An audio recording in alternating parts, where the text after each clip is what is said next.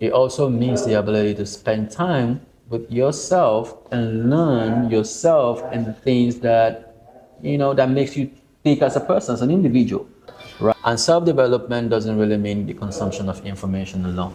They want to run out to go have a chit chat or titter tattle with some neighbor because it's becoming very boring. And that is one thing that I've observed again amongst a lot of people in the South African community. There's this what I'm bored. Again, introspection. You have to. A lot of people run away from themselves, right? They don't want to face the quiet of the day. They don't want to be about themselves. Live your life accordingly. That's my take.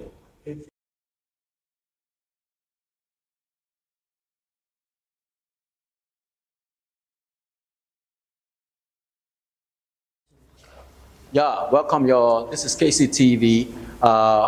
Today we'll be talking about sexual education amongst the youth.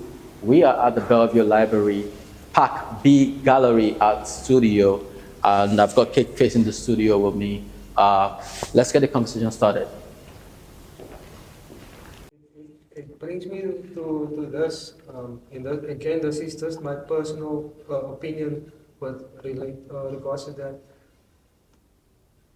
It's like you are saying, when the three of us sitting here now, when we read a verse in the Bible, how it activates us, how it triggers us internally, it's going to be totally different. Yeah. For each one of us.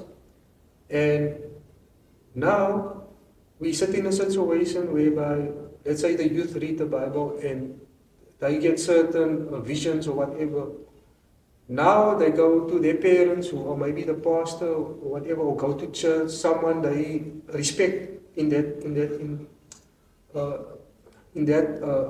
role, seeking guidance, asking what does this mean. Now that person gives their interpretation and what it means to them, and I believe this is why many of our youth sit with depression nowadays, because they are experiencing something on the inside, but told it's wrong and they need to suppress it.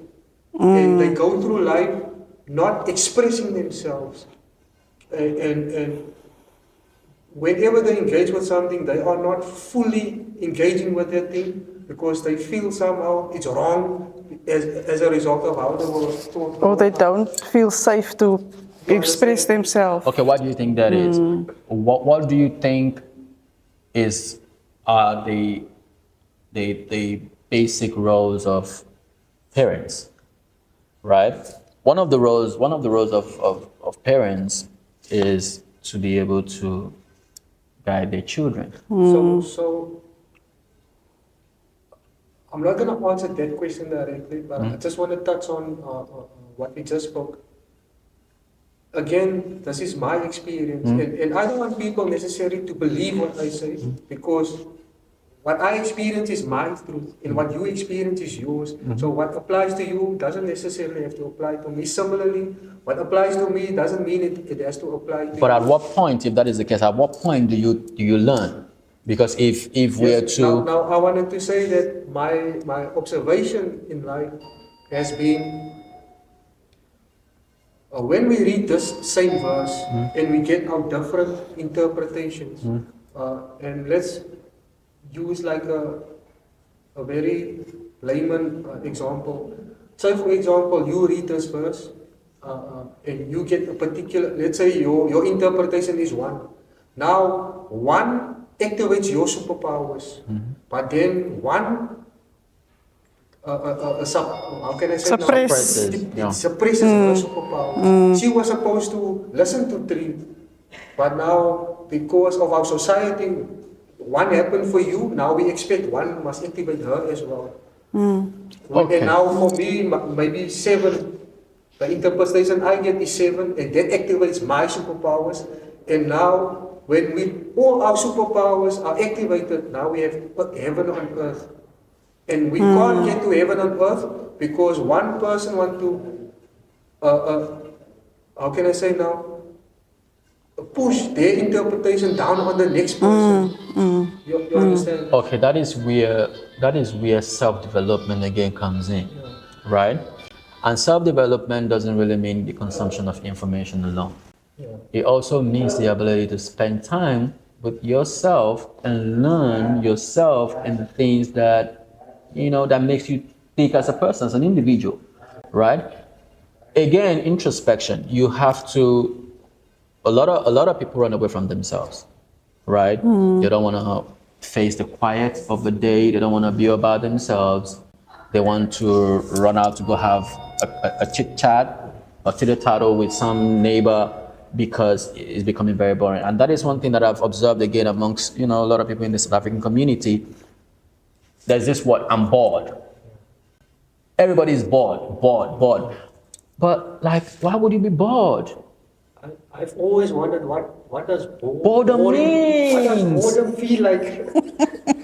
Because out of a million activities that you could be doing as an individual, boredom with all the thoughts running in my mind. I want to know what boredom feels like. you understand what I'm saying? So like, and it boils down to the inability to spend time with yourself, to know, and when you're spending time with yourself, what are the things that you should look out for? You need to look out for, okay, what are the things that I like? You understand? What are the things that I enjoy? Yes. How do I carry myself? Do I carry myself a certain way? Do I like how this person spoke to me the other day?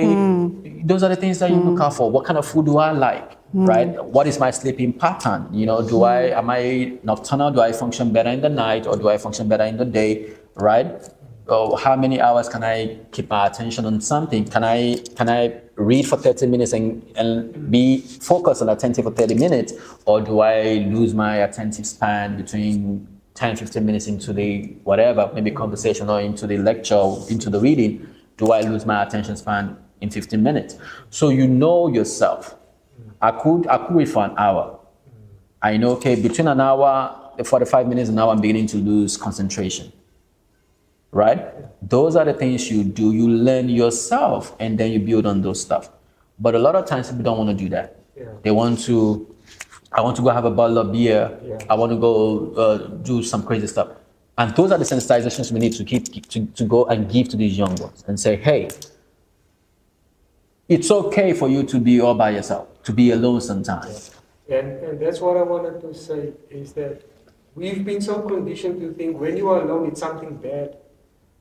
Then you start to feel like, why doesn't people want to spend time with me when you are actually supposed to be alone so that you can have that time to self-develop.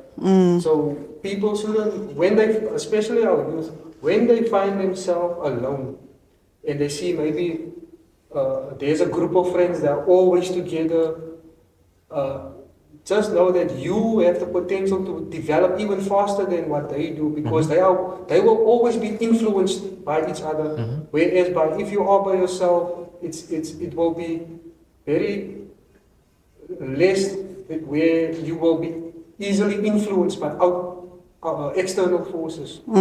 So when you are alone, it is something good.